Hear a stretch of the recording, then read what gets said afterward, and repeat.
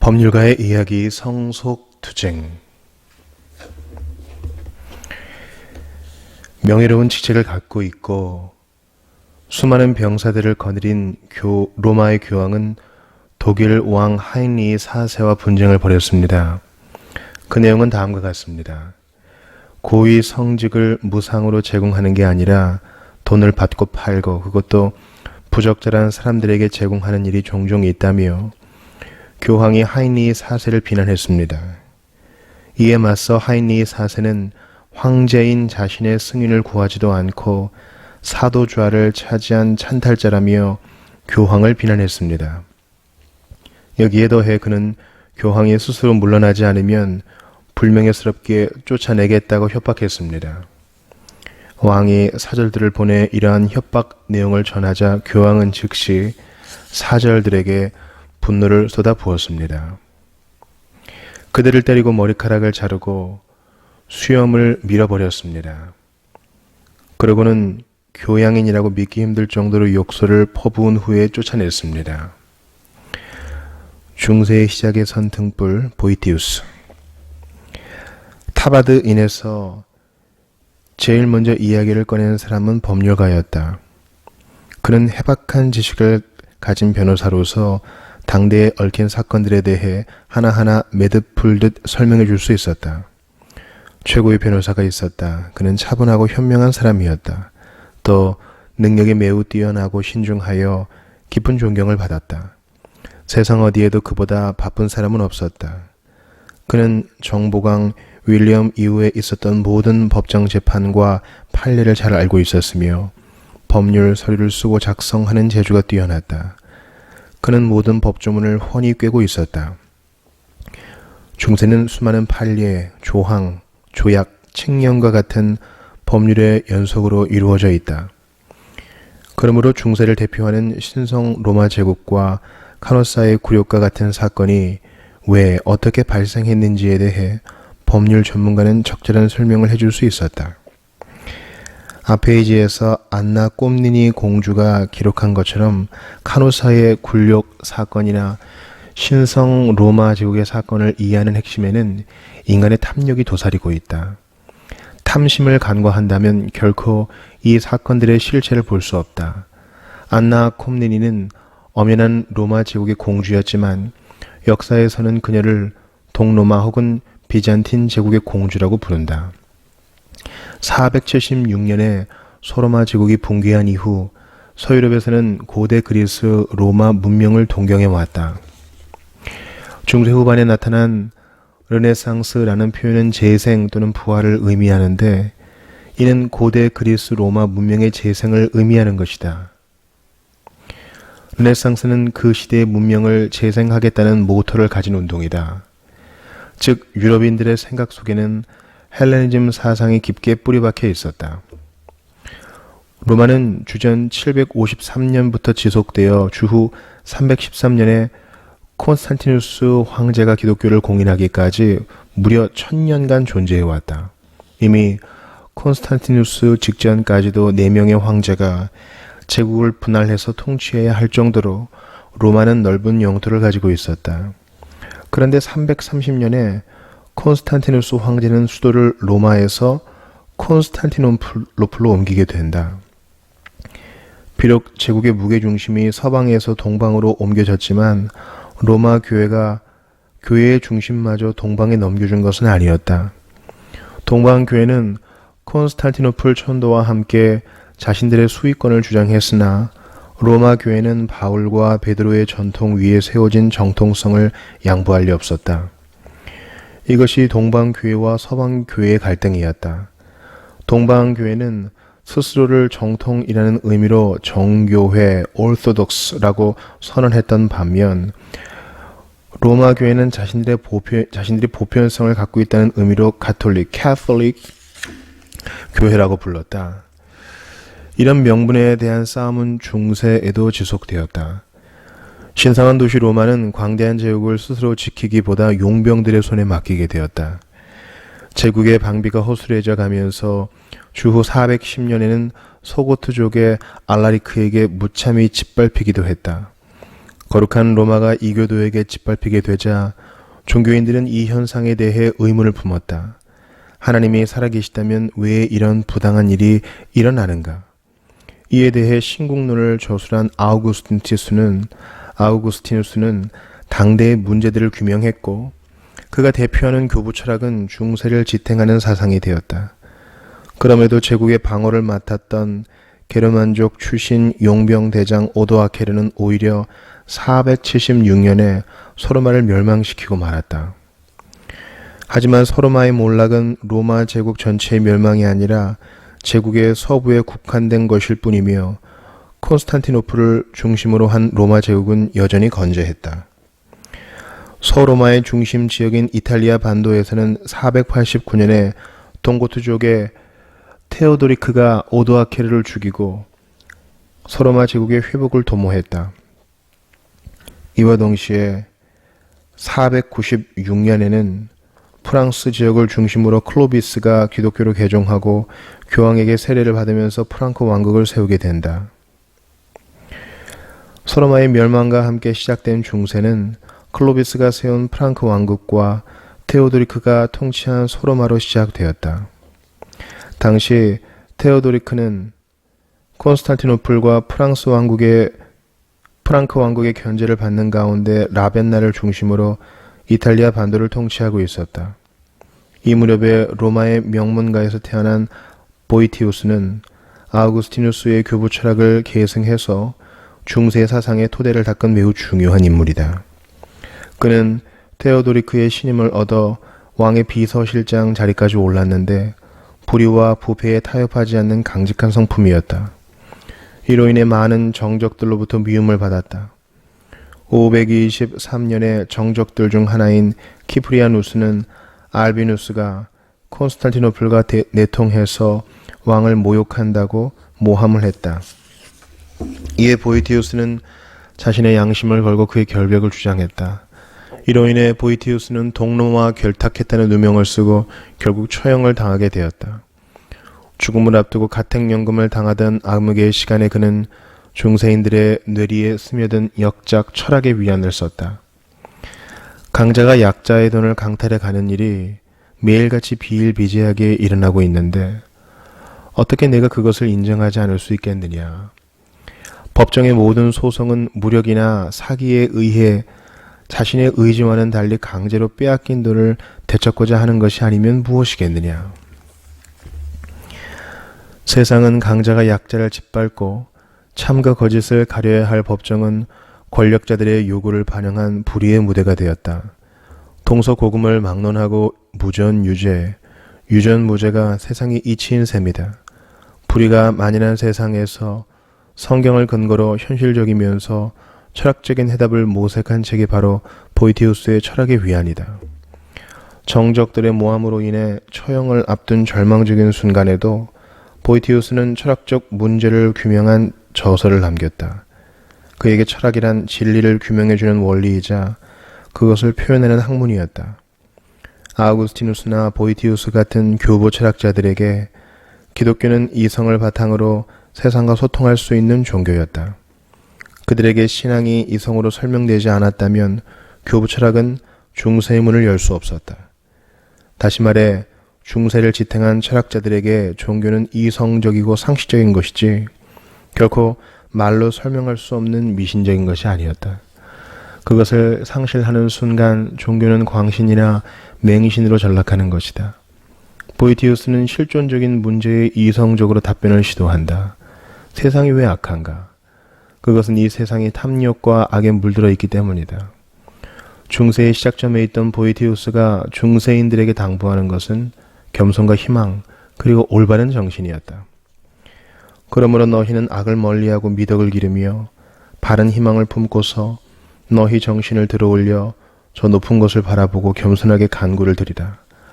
너희는 모든 것을 보고 계시는 심판주의 눈앞에서 살아가고 있기 때문에 너희 자신을 속이려고 하지만 않는다면 바르게 살아야 한다는 필연성이 너희에게 주어져 있다는 것을 알 것이다.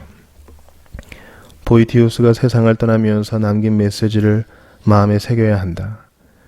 그와 더불어 시작된 중세는 교회가 지배하는 시대였다. 중세 유럽인들의 종교 분포를 조사한다면 압도적으로 많은 수가 기독교였다. 밀라노 칙령이 있기 전까지 제국의 기독교 인구는 5% 미만이었다. 그런데 황제가 선택한 기독교는 어떤 방식으로 보이티우스 시대까지 그 세력을 키울 수 있었을까? 역사는 말한다. 밀라노 칙령 이전의 기독교가 받았던 핍박보다 그 이후로 기독교가 이교도를 박해했던 것이 훨씬 더 가혹하고 혹독했다고. 321년에 황제는 공식적으로 일요일을 주일로 선언했고 356년에는 우상 숭배자들을 사형에 처하라는 칙령을 발표했다. 395년에는 기독교가 로마의 국교가 되면서 타 종교는 공식적으로 반역죄가 되었다. 사도신경을 최초로 언급한 암브로시우스 주교를 비롯한 교회의 지도자들은 기독교만이 유일한 진리라고 외쳤다. 이것이 교회를 세우는 선언이긴 했지만 이에 반하는 모든 사람들을 이교도의 범주에 넣어 부당한 차별과 탄압을 시작했던 불편한 진실이 있었다. 보이티우스의 정신을 통해 살펴보자 기독교가 전파되는 것은 물론 좋은 것이다. 반면 중세가 시작되면서 기독교가 역사에 남긴 것은 무엇인가? 기독교가 가는 곳마다 비기독교도에게 극심한 차별이 생겨났고 양극화 현상은 심화되었으며 민주주의를 후퇴시켰다. 밀라노 칙령 이전에 로마 제국 내에서는 시민들에게 무상 배급이 실시되고 빈민들을 구제하는 제도가 시행되었다. 그러나 교회가 지배하는 중세 사회에서 가난한 자들은 게으름의 표상이 되었고 빈민들은 잠재적 폭도가 되었다. 중세는 교회가 지배하는 사회였지만 결코 성경적인 사회는 아니었다.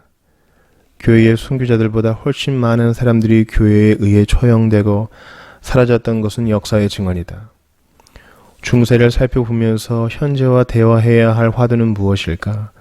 교회는 세상보다 합리적인가, 더 관용이 많은가, 더 민주적인가, 하나님의 형상에 대한 가치가 존중되고 있는가? 카롤링거 르네상스. 보이티우스가 소로마에서 활동했다면 같은 시대 동로마 콘스탄티노플에는 유스티니아누스 황제가 통치하고 있었다. 보이티우스가 철학의 위안을 기록하던 시기에 유스티니아누스는 로마 제국의 법을 체계화하고 로마 제국의 정신을 계승하는 의미로 로마법 대전 콜푸스 주리스 시빌리스를 편찬했다. 기존의 칙령과 법 학설들 사이의 모순과 중복을 없애고 명료하게 체계화하여 방대한 로마법을 집대성한 유스티아누스는 당당한 로마 제국의 계승자였다. 약 1500년 전에 만들어진 유스티니아누스의 교회법에 묘사된 내용은 지금도 이성적으로 납득할 만한 부분이 다수 포함되어 있다. 성스러운 교회법에 순응하는 우리는 동일한 교회법에 따라 선언하노니 그 후보자가 세밀한 심사를 거쳐 훌륭한 품성을 소유하고 글에 능통하고 교회 교리에 유능하지 않고서는 어느 누구도 성직자로 임직받을 수 없다. 우리는 어느 상황에서도 글에 무지한 사람들을 임직하지 않을 것이다. 말하자면 글에 무지한 사람들은 사제나 부제나 교회에서 책을 읽는 봉사자로 임직받을 수 없다. 같은 시기에 이탈리아 반도에서는 테오도리크가 보이티우스를 살해하고 콘스탄티노플에 대항하면서까지 로마 제국을 계승하려는 꿈을 놓지 않았다. 그것을 실현하는 방법은 교회로부터 명분을 얻는 것이었다. 이를 위해 이미 클로비스 1세도 교황으로부터 세례를 받았고 샤를마뉴의 부친이었던 프랑크 왕국의 피핀 3세는 751년에 보다 대담한 시도를 하게 된다. 교황으로부터 왕위를 인정해주는 조건으로 교황을 위협하는 롬바르드족을 토벌하고 교황에게 군사력과 토지를 선사한 것이다. 이런 결탁을 통해 피피는 카롤링거 시대를 열었다. 이 대담한 시도는 샤를마뉴를 통해 결실을 맺게 되었다. 프랑크 왕 샤를마뉴는 796년에 로마에 있던 교황 레오 3세에게 다음과 같은 제안을 하게 된다. 제가 성하의 주관자이신 하나님께 맹세했던 것처럼 성하와도 사랑과 신뢰로서 약속을 제안 드리는 바입니다. 성하께서 저를 위해 축복해 주시고 거룩한 기름을 제 머리에 부어주신다면 저는 로마 교회가 현실 속에서도 입지를 굳혀 나가도록 노력할 것입니다. 내부의 이단자는 물론 외부의 이교도들의 공격에 대항해서 교회를 보호하고 나아가 로마 교회가 더 많은 영향력을 발휘할 수 있도록 토지도 제공할 것을 약속드립니다. 샤를마뉴 드림. 샤를마뉴는 로마 제국의 계승권을 얻기 원했고 교황은 눈에 보이는 땅과 힘을 손에 쥐고 싶었다. 야심과 탐욕이 서로 통한 순간이다. 샤를마뉴는 주후 800년 12월 25일에 로마로 와서 교황 레오 3세로부터 대관식을 거행하게 된다. 하나님이 대리자였던 교황은 하나님 한 분으로는 만족하지 않았던 모양이다.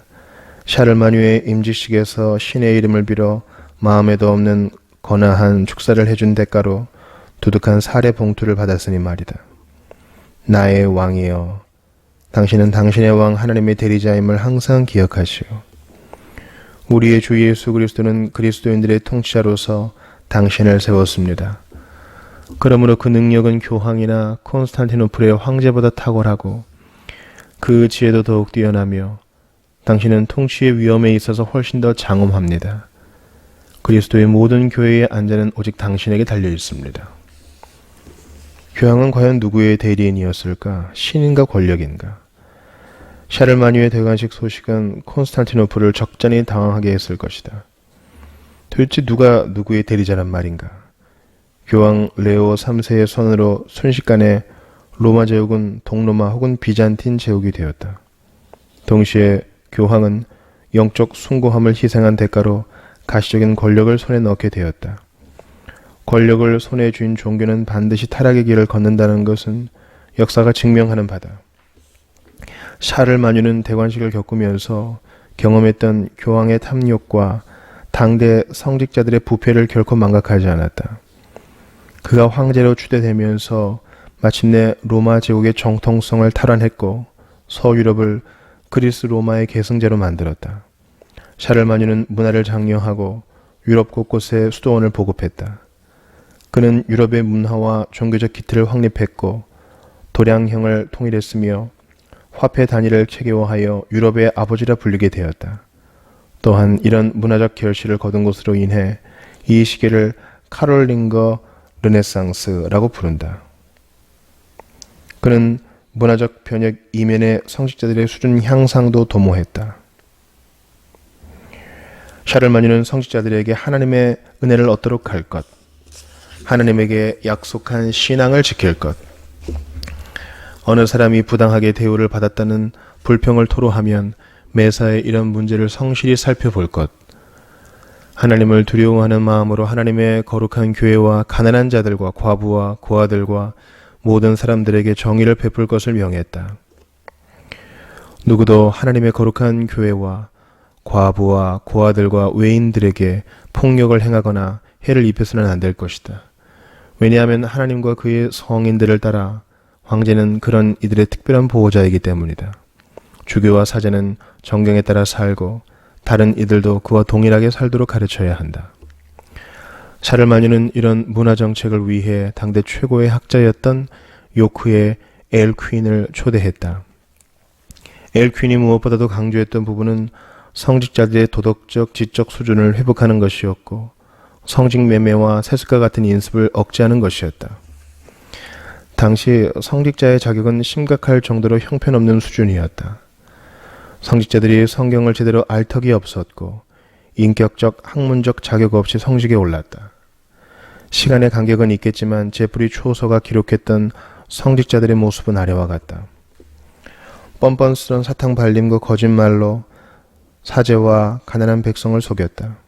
그러나 솔직히 말하면 교회에서 그는 훌륭한 성직자였다. 기도할 때는 성서 구절이나 성인전 구절을 잘 읽었고 특히 봉헌성가를 가장 듣기 좋게 불렀다. 노래가 끝난 뒤 신도들에게서 되도록 많은 돈을 긁어내리면 혀를 부드럽게 굴려서 설교해야 한다는 사실을 훤히 알고 있었기 때문이다. 그래서 그는 언제나 성가를 힘차고 명랑하게 불렀다. 본질이 없으면 외양에 치중하는 법이다. 자질이 없는 성직자는 화려한 가운과 자신도 모르는 어려운 용어를 쓴다. 엘퀴는 성직자들의 자질 향상을 위해 두 가지에 주력했다. 하나는 성경을 충분히 숙지하는 것과 고전, 문법, 논리학으로 대변되는 기본적인 학문에 충실할 것을 목표로 했다. 이렇게 성직자들을 위한 깃틀은 스콜라 철학과 대학의 출연을 위한 원형을 제공했다. 알파벳 소문자도 엘퀸의 이런 노력에 의해 도입된 것이었다. 중세의 학문에는 두 단계가 있었다. 수사학, 인문학, 고전 등의 7가지 자유학문을 배우는 기초 학문 단계가 있고 생명을 다루는 철학, 신학, 의학이 그 다음 단계였다. 엘퀴는 신학을 하기 위해서는 기초 학문에 충실해야 성직자들의 자질이 향상된다고 믿었다. 왜 그랬을까? 의학은 육체의 생명을 다룬다. 철학은 사회의 생명을 다루며 신학은 영혼의 생명을 다룬다. 반면 세 학과를 제외한 대다수의 사람들은 기초 학문에 머물렀다. 엘퀴는 생명을 다루는 학문이 사회 속에서 소통을 하기 위해서는 반드시 기초 학문에 충실할 것을 의도했다.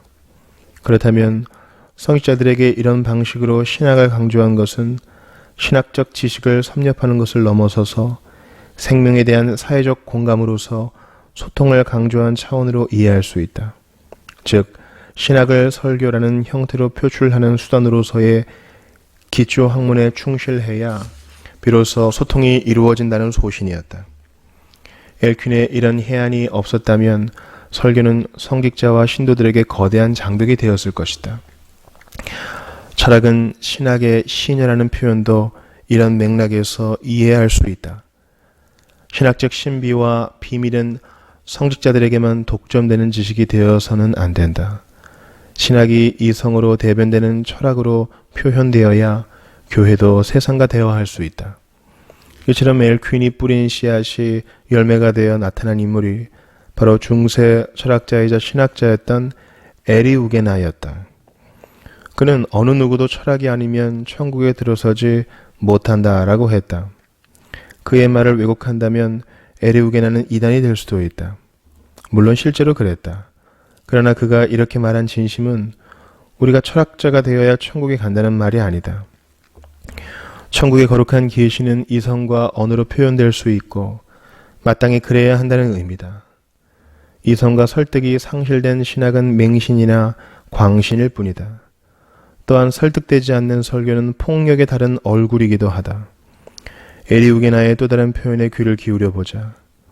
합리적으로 신을 추구하고 겸손하게 경배하며 참된 종교의 법칙을 정하는 것을 뺀다면 철학이 다루는 것이 무엇인지요?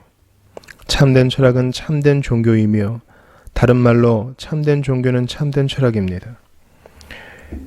이것이 엘퀸이 사활을 걷고 시대했던 성직자들의 수준 향상의 목적이었다. 그러나 그의 노력은 큰 효과를 거두지 못했다. 여전히 권력 주변에 있던 성직자들은 성직매매와 세습을 통해 특권을 독점했다. 그들에게 신학이란 기초 학문을 섭렵한 후에 도달해야 할 학문이 아니라 무지를 감추기 위한 유일한 학문에 불과했다. 그들에게는 기초 학문으로 사회와 소통할 능력이 없었던 셈이다. 이것은 중세를 더욱 암흑으로 몰아넣는 요인이 되었다. 단 한 권의 책밖에 읽지 않은 사람을 경계하라. 벤저민 디즈레일리. 샤를마뉴 이후 150여 년이 흐르고 오토 1세는 또다시 교황으로부터 대관식을 가졌으며 신성 로마 제국을 역사 속에 등장시켰다. 그러나 오토 대제가 경험했던 성직자들 역시 실망스러운 수준이었다. 비록 교황에게 대관식을 의뢰하긴 했지만 차기 교황은 제발 경건한 인물이 되었으면 좋겠다고 공공연히 말할 정도였다. 실제로 교황 요한 12세는 방탕함과 문란함이 극에 달했던 인물로서 그의 재위 당시 교황청은 매음굴이라는 별명이 붙을 정도였다. 더 심각한 것은 후임 중에서 그보다 더 적합한 인물이 없었다. 게다가 굳이 경건함의 측면에서 겨우 골라서 교황 레오 8세가 임명되긴 했지만 그도 제대로 된 성직자의 자격과 자질을 갖추지 못한 인물이었다. 평신도 신분으로 교황에 당선된 후 단 하루 만에 신품을 받고 교황직에 올랐기 때문이다. 그렇게 된 이유는 엘퀸의 노력에도 불구하고 성직자들을 체계적으로 가르치는 교육제도가 확립되지 못했기 때문이다. 성직자들의 수준은 그들을 양성하는 교육 수준에 달려 있을 것이다. 돈을 받고 양산해내는 식의 성직자 교육이라면 그 수준은 얼마든지 짐작이 가능했다. 나는 자신들의 배를 채우기 위해 설교하는 내 교단의 탁발 수도승들도 보았다. 이들은 성경을 자신들의 입맛에 맞추어 해석했고 근사한 옷에 대한 욕심을 채우려고 마음대로 의미를 만들어 읽었다.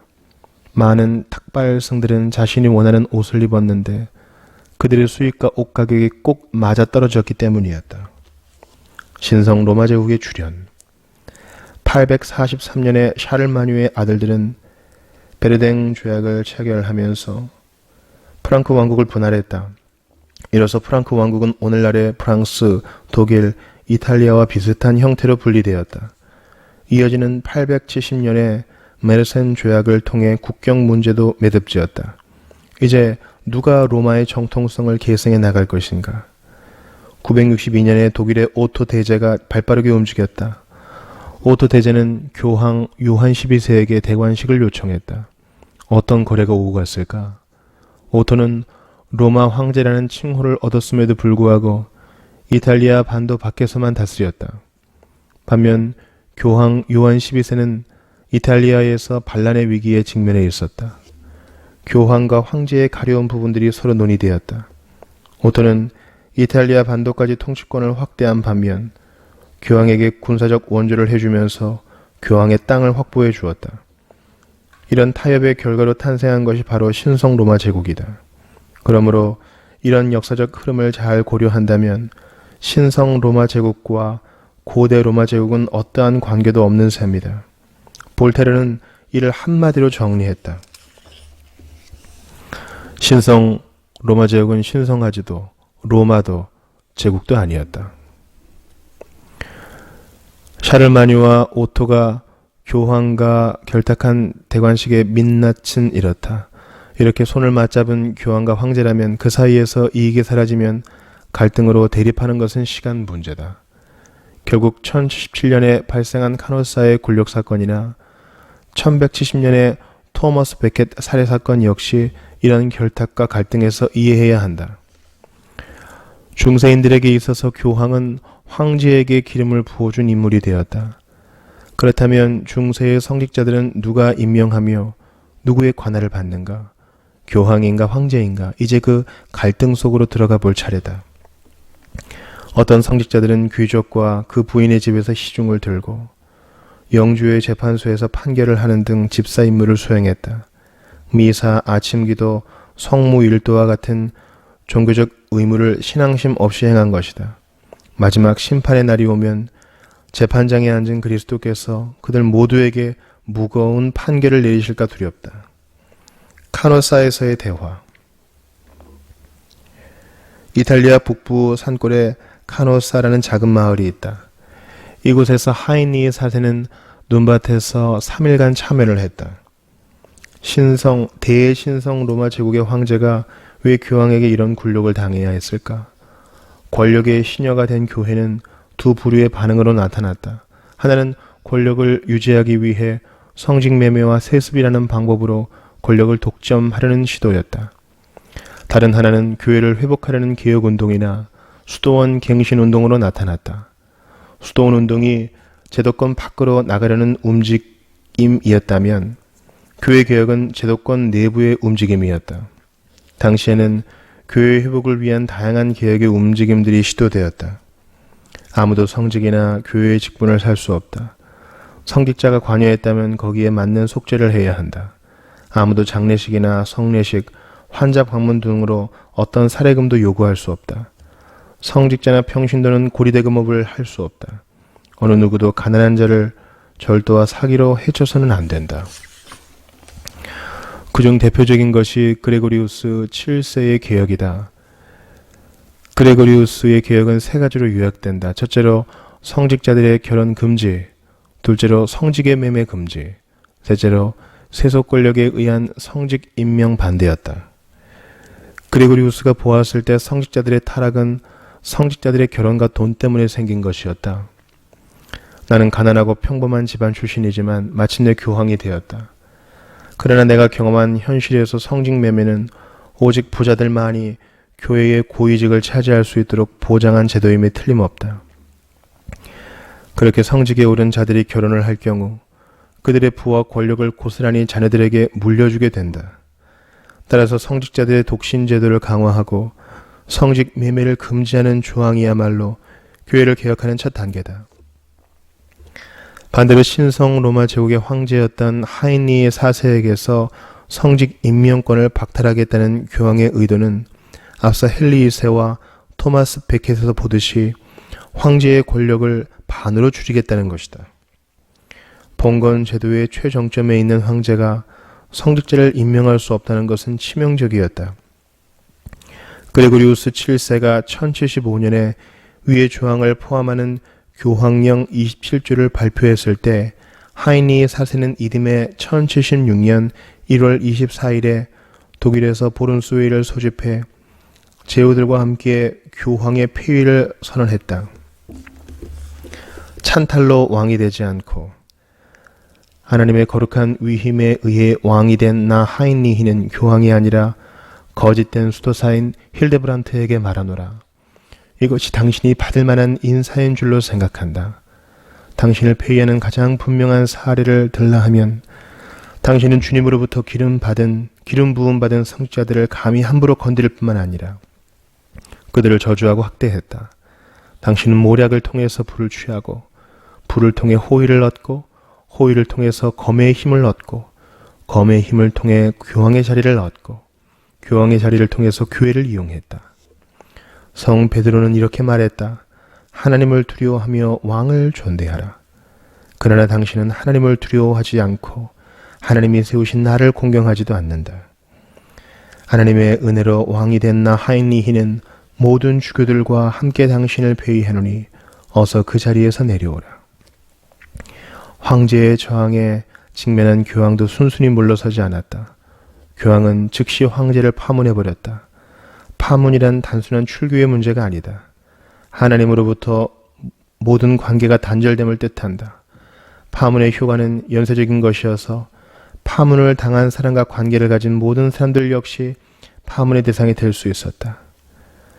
이미 유럽의 제후들은 교황에 의해 황제가 대관식을 치르면서 얻게 된 신적 명분을 보게 되었으니 파문이 의미하는 것은 황제의 몰락이었다. 브름스에서 황제를 옹이하던 제후들 사이에 서서히 균열이 생기기 시작했고 마침내 황제에게 등을 돌렸다. 제후들의 지지와 충성을 잃어버린 황제는 허수아비나 다름없었다.